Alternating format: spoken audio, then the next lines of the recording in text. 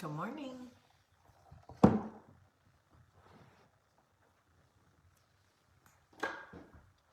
Good morning, good morning, good morning. How's everybody doing? Good morning. I went for a walk this morning. We celebrated Olivia's 13th birthday this morning. Well, we started. I can't believe I have a teenager. I cannot believe she's 13. Blows my mind. Anyway, I am a little sleepy because Olivia had her birthday dinner last night, and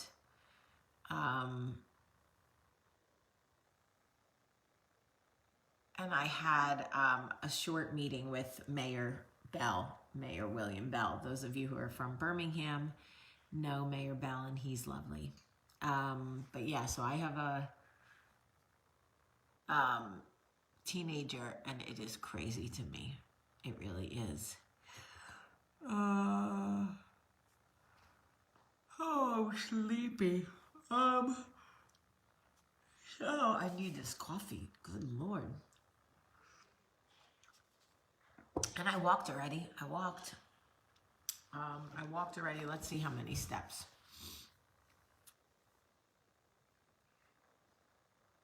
6,304.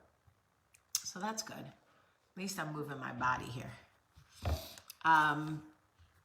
When we last left Moses and Aaron,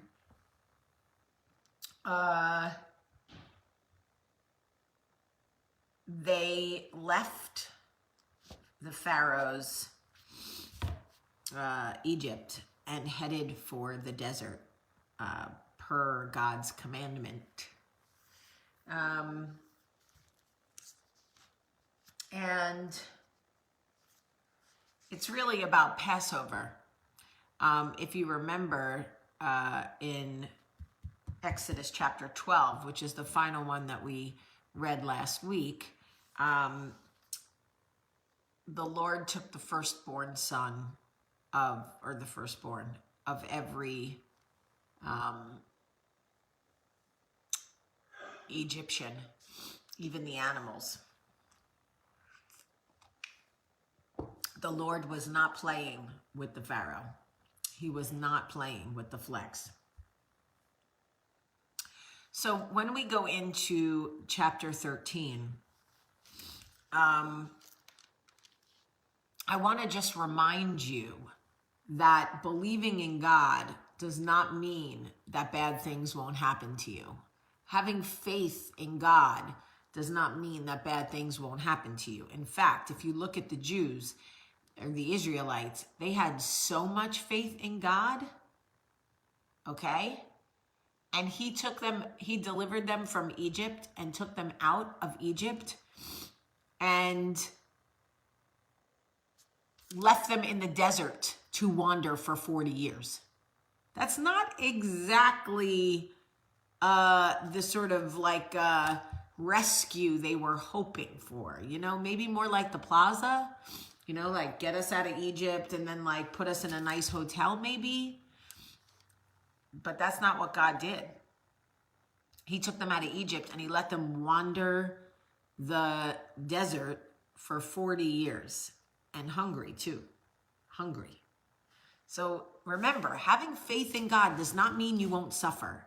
Having faith in God, believing in God, does not mean you won't feel pain, because you will. All right, let's talk. Chapter 13, we move into the dedication of the firstborn. Then the Lord said to Moses, "Dedicate to me every firstborn among the Israelites. The first offspring to be born of both humans and animals belongs to me."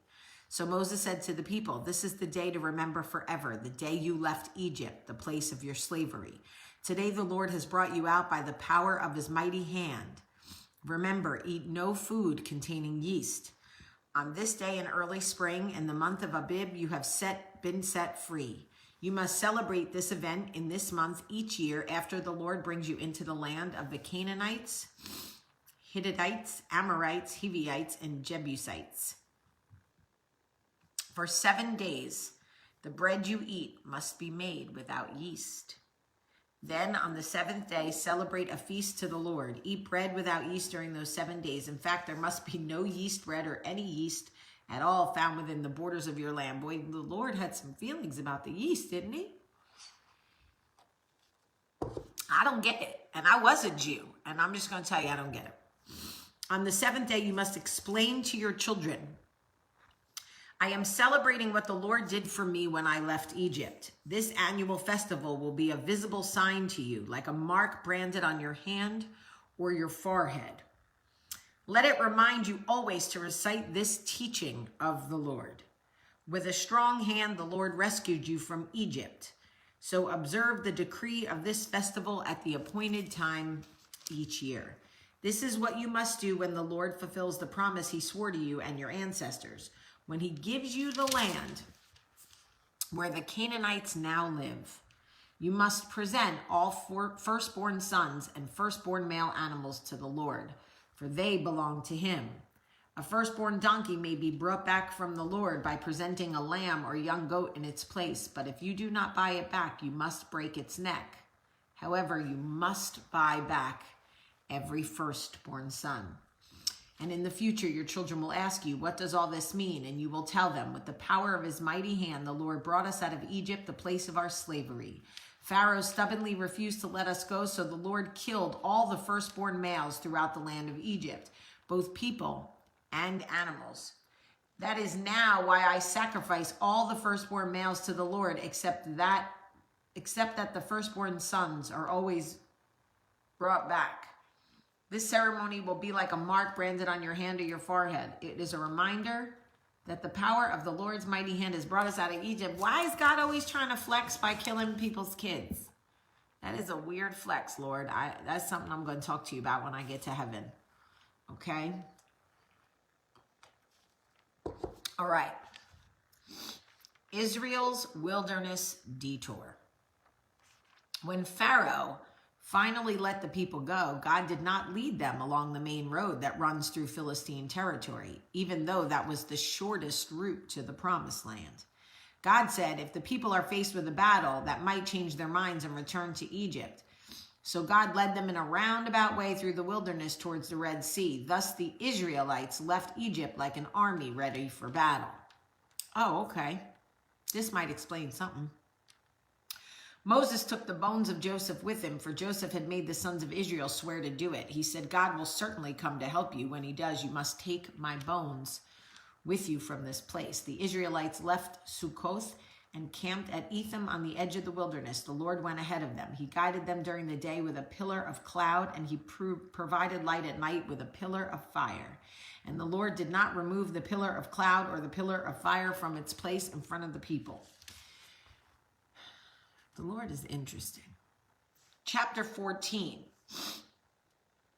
Then the Lord gave these instructions to Moses. I just want to say, I'm tired for Moses. Moses is in his 80s, and God is doing the most with this man. A lot of instructions, a lot of, you're not doing it right. You got to do it like this. Now kill your kid. I'll give your kid back. It's a lot. It's a lot. It's a lot to be 81, 82 dealing with this guy. I just want to keep it 100. I love God, but this is a lot. Moses has been through it. And we think the Lord tests us. Imagine Moses. This is a lot. Then the Lord gave these instructions to Moses, who was probably like, if you don't shut the up already. Order the Israelites to turn back and camp by Pahirath, between Migal and the sea. Camp there along the shore across from some other place. Then Pharaoh will think the Israelites are confused. They are trapped in the wilderness. And once again, I will harden Pharaoh's heart, and he will chase after you. I have planned this in order to display my glory through Pharaoh and his whole army. After this, the Egyptians will know that I am the Lord. So the Israelites Yo, God is so shady. Oh my God. He is so shady. Do you understand what he is telling Moses? You know what? We ain't really fuck with this dude enough. Let's fuck with him a little bit more. Pretend y'all are lost. I want you to pretend y'all are lost. You're not really lost. We're just going to fake it. And when the Pharaoh chases after you, I'm going to drown his ass. Like, bruh, can you just get these people out of Egypt and let it be? What is with the, you know what? He's always doing the most, God, isn't he? He's petty. He's a little petty. He's a little petty. Like, I'm going to show him I'm God. Watch this plan. Like, you already killed all their kids. I think they know. But okay. But we got to do another thing. All right. The Egyptians pursue Israel. Right. And you know Moses was like, do we really got to fuck around with this? Like, can we just go? We can't still go? We can't just... Now you want me to fuck it up like I'm lost? Now you want me to role play and shit like I'm an actor? I'm lost in the desert. Don't let the Pharaoh come and get me. It's like Macaulay Culkin in Home Alone. I'm all alone. Don't try to come get me. Seriously, the Lord is petty. Okay. Petty Pendergrass. Petty White. All right. When the word reached the king of Egypt that the Israelites had fled, Pharaoh and his officials changed their minds. Who would have seen that coming? What have we done letting all those Israelite slaves go?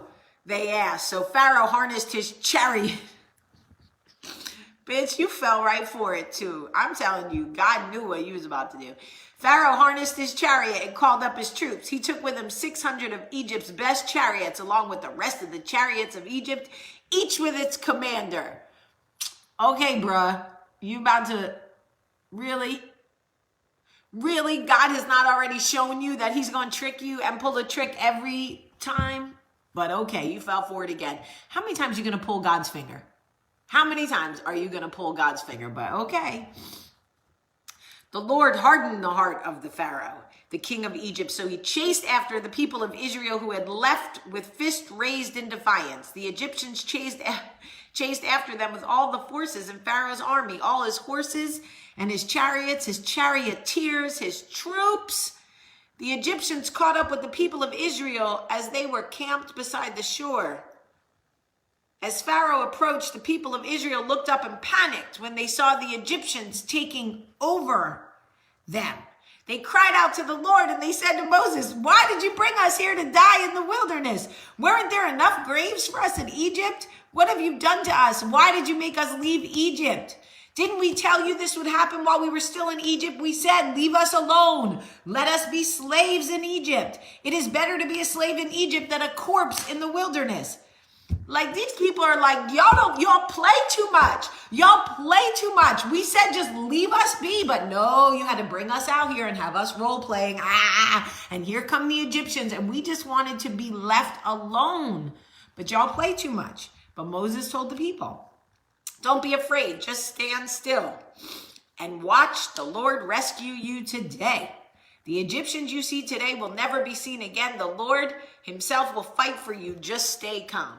I feel like the Israelites were like, my nerves are shot. I can't be calm. Escape through the Red Sea. Then the Lord said to Moses, "Why are you crying out to me? Tell the people." The Lord is so petty. Listen to what he said. Listen to what he said. Are you ready for this response? Man, I'm telling you what. Then the Lord said to Moses, "Why are you crying out to me? Tell the people to get moving. Pick up your stuff and raise your hand over the sea. Divide the water so the Israelites can walk through the middle of the sea on dry ground." And I will harden the hearts of the Egyptians, and they will charge after the Israelites. My great glory will be displayed through Pharaoh and his troops, his chariots and his charioteers.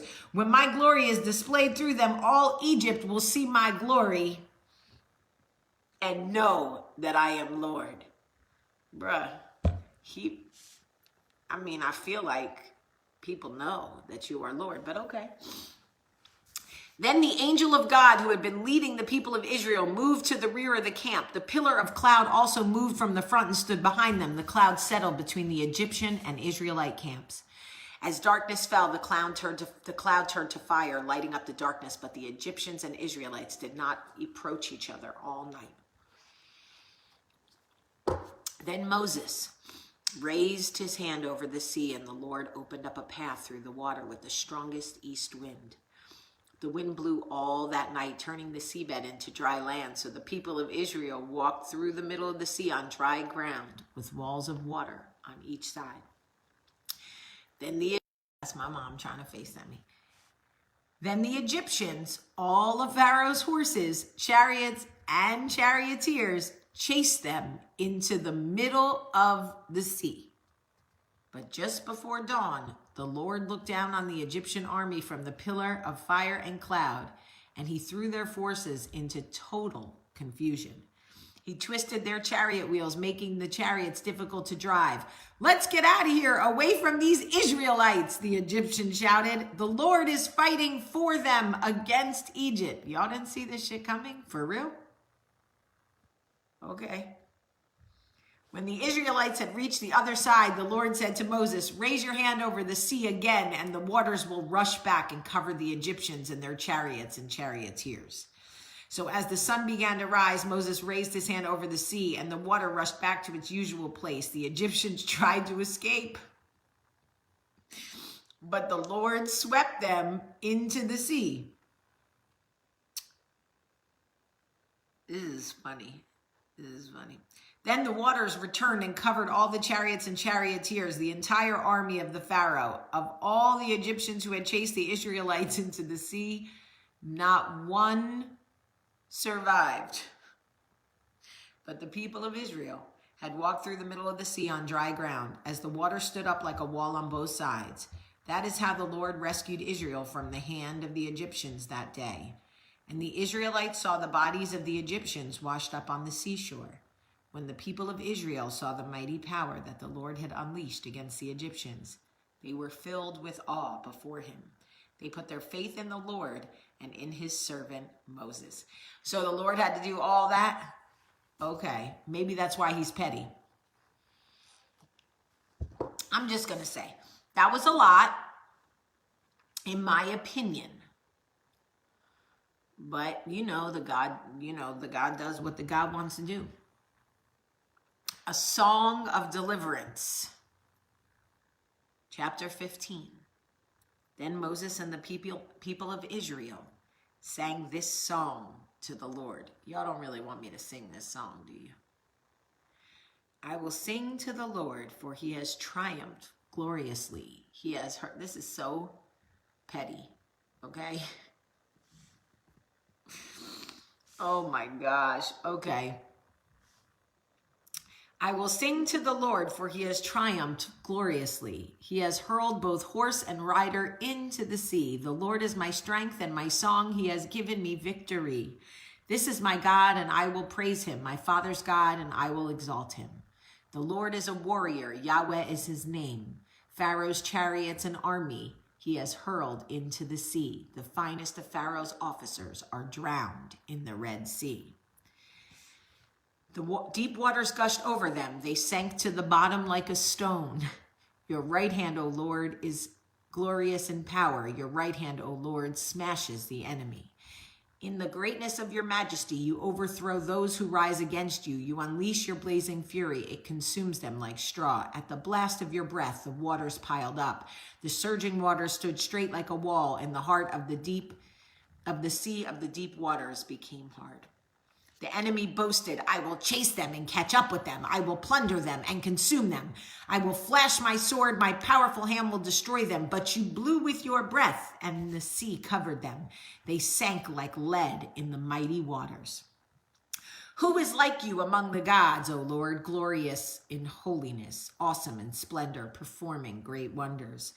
You raised your right hand and the earth swallowed our enemies. With your unfailing love, you lead the people you have redeemed. In your might, you guide them to your sacred home. The peoples hear and tremble. Anguish grips those who live. The leaders of Edom are terrified. The nobles of Moab tremble. All who live in Canaan melt.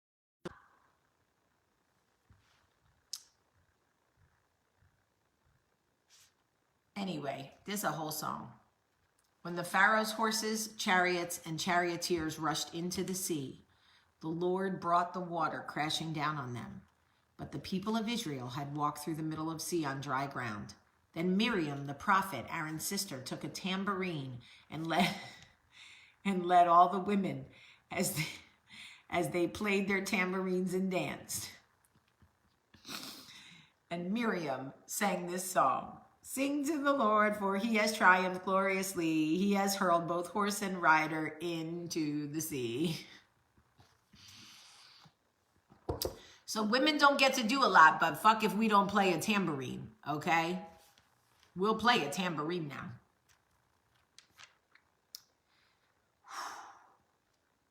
Bitter water at Marah. Then Moses led the people of Israel away from the Red Sea, and they moved out into the desert of Shur. They traveled in this desert for 3 days without finding any water. When they came to the oasis of Marah, the place was too bitter to drink, so they called the place Marah, which means bitter. Then the people complained and turned against Moses. This is the most Jewish part of the Bible, by the way. What are we going to drink? They demanded. So Moses cried out to the Lord for help, and the Lord showed him a piece of wood. And Moses threw the wood into the water. You can't make this shit up. And it made the water good to drink. Moses is so old, and he is like, bro, can we just drink some damn water? Why does it need to be bitter? Why do I need to do a whole thing? Just let them drink the damn water. This is cracking me up. And I could just hear the Jews. Hey, we walked all this way. What are we going to drink? Can't drink anything. It's so bitter. I love it. I love it. It's just like, love it. Okay. It was there at Marah that the Lord set before them the following decree as a standard to test their faithfulness. Yo, he's still testing these fucking people. He said, if you will listen carefully to the voice of the Lord your God and do what is right in his sight, obeying his commands and keeping his decrees, then I will not make you suffer any of the diseases I sent on the Egyptians. For I am the Lord who heals you. After leaving Marah, the Israelites traveled on the oasis of Elim, where they found 12 springs and 70 palm trees. They camped there beside the water. Chapter 16. This is our last chapter. This is some shit. I can't get over this part of the Bible. I really can't. Then the whole community of Israel set out from Elam and journeyed into the wilderness of Sin between Elam and Mount Sinai. They arrived there on the 15th day of the second month, 1 month after leaving the land of Egypt. There too, the whole community of Israel complained about Moses and Aaron. Can you blame them? Can you blame them? If only the Lord had killed us back in Egypt. There we sat around pots filled with meat and ate all the bread we wanted. But now you brought us into the wilderness to starve to death. Oi! Then the Lord said to Moses, look, I'm going to rain down food from heaven for you because these fucking people are pissed off, okay? Each day the people can go out and pick up as much food as they need for that day. I will test them to see whether or not they follow my instructions. On the 6th day, they will gather food, and when they prepare it, there will be twice as much as usual. So Moses and Aaron said to the people, You know, Aaron was like, I'm not going out there. Moses was like, we got to go. You got to help me. I'm too old. I can't walk. I can't walk by myself. So Moses and Aaron hobbled their old asses out to the people of Israel and say, by evening, you will realize it was the Lord who brought you out of the land of Egypt. In the morning, you will see the glory of the Lord, because he has heard your complaints, which are against him, not against us. What have we done that you should complain about us? Then Moses added, the Lord will give you meat to eat in the evening and bread to satisfy you in the morning, for he has heard all your complaints against him. It's called kvetching. In fuck, what's it called? Yiddish, kvetching is like complaining. What have we done? Yes, your complaints are against the Lord, not us. Then Moses said to Aaron, announce this to the entire community of Israel. Present yourselves before the Lord, for he has heard your complaining. As Aaron spoke out to the whole community of Israel, they looked out towards the wilderness.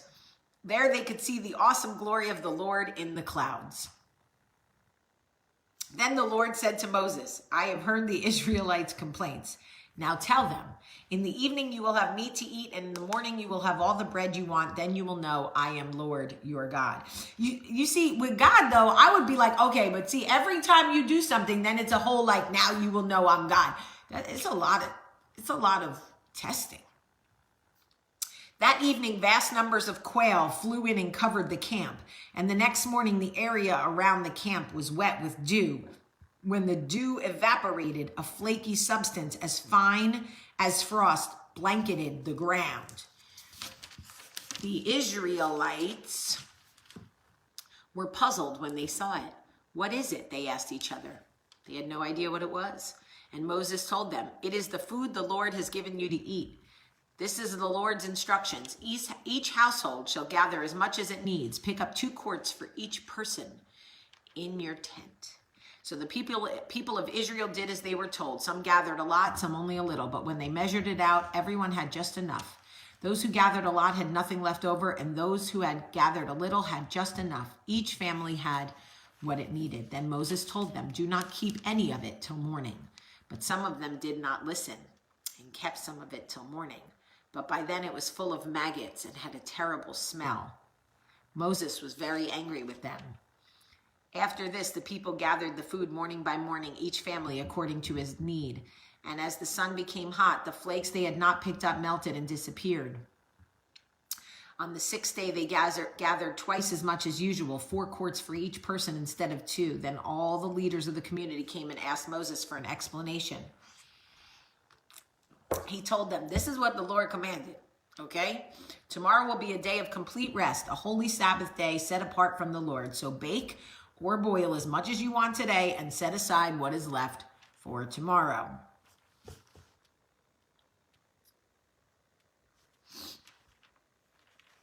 So they put some aside until morning, just as Moses had commanded. And in the morning, the leftover food was wholesome and good without maggots or odor.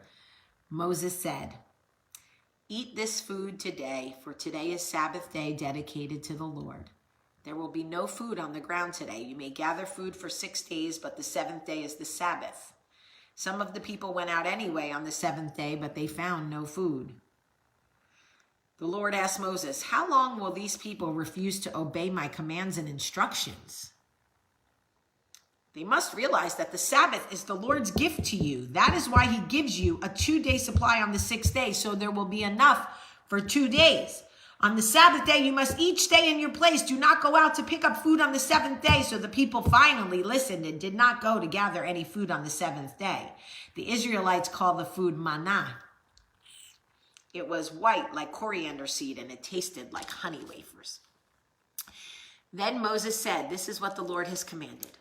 Fill a 2-quart container with the manna to preserve it for your descendants. Then later,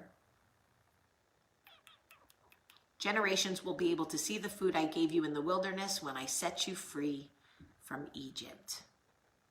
Fred is not despairing the Jews, I don't think. He's just quoting the New Testament.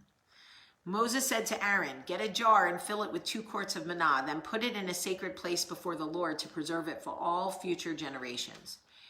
Aaron did just as the Lord had commanded Moses. He eventually placed it in the Ark of the Covenant in front of the stone tablets inscribed with the term of the covenant. So the people of Israel ate manna for 40 years until they arrived at the land where they would settle. They ate manna until they came to the border of the land of Canaan. The container used to measure the manna was an omer, which was 1/10 of an ephah, and it held about 2 quarts. Y'all, God is good. God is great for making 40 years of frosted flakes. Can you imagine waking up to a backyard of free frosted flakes every morning? Because that's exactly what happened to God's people in the book of Exodus. Each day, 6 days a week for 40 years, all they had to do was roll out of their tent, pile high their cereal bowl, and eat as much manna as they wanted. This all-you-can-eat buffet breakfast is a picture of how God promises to take care of us as we trust him day by day. Whenever you start your day with cereal of any kind, grin from ear to ear as you remember that God promises to give you everything you need. God is good. God is great for making 40 years of frosted flakes. Okay. Y'all, this is a lot. It's a lot. It's a lot. This is why people don't read the Bible, because it's hard. The things he's quoting are targeting Jewish people. Okay, I will look back and talk to Fred. Fred, if you're not acting right, Fred, you need to act right. I mean it. Y'all, I don't know why God wanted to play with those the Egyptians so much. I really don't. I really don't. And Moses, shout out to Moses and Aaron, because like they just wanted to retire, and if Moses was 80 when he got them out of Egypt, and they 40 years in the desert, he's like 120 trying to get these people to act right. That's a lot. That's a lot. I'm sorry. That's a lot. I love you all. I love our Bible. I love our God. But some of it, you got to laugh. You just have to. Anyway, share this video. Tag people. Share it on your page and say, if you need a Bible study, you really got to listen to this one, because we have a blast. I love you guys very, very much. And I hope that you have a beautiful, beautiful Sunday.